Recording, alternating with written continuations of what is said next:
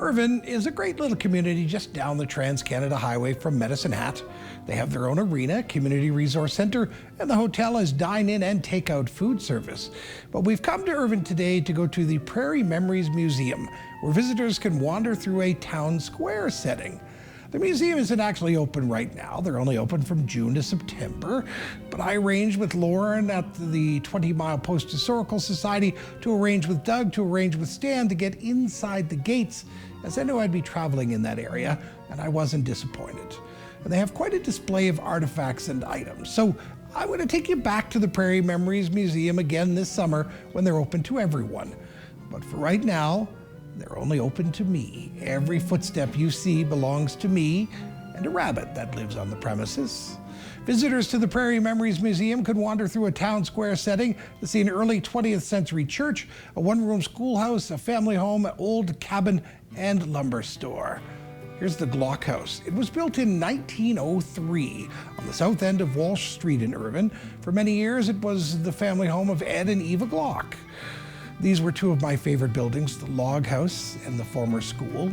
The log house was built approximately around 1927 near Elkwater. It's almost 100 years old and was rebuilt in this current destination. And I know you want to go inside, so you don't have to wait until the summer. All right, here we are. Yeah.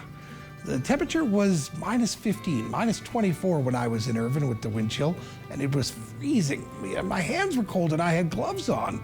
Even with a wood stove burning every hour of the day, it must have been so cold living in this wood cabin back in the 1920s. Very cool to go inside today, though.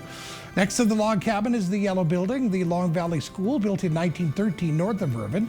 In the corner of the yard, in a smaller version of a grain elevator, there we go. Some old equipment is there as well, including an old pumper, which was used to put out fires. Happy to see that all of the buildings survived the fires in Irvine, especially the church. I love how these buildings line up in a row in this picture. St. George's Parish was built in 1907 on the northwest corner of Irvine. It moved to the Clearwater District in 1944, a gorgeous 118-year-old building. Buildings today are made so much bigger. It's hard to believe these were the standard size not that long ago.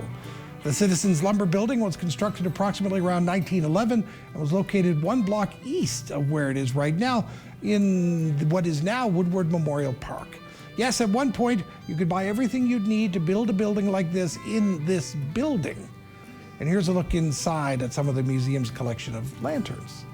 It was too cold on this day to sit in the square and have a drink or chat, but doing so and pretending that you were doing so in days gone by or in modern times must always be fun and relaxing to do that. I can imagine how many conversations have taken place right there over the years.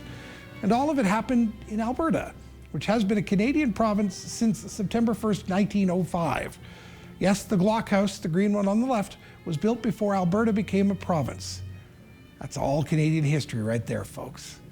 What an incredible day being in the Prairie Memories Museum, surrounded by all that history, and all of the footsteps you see are mine.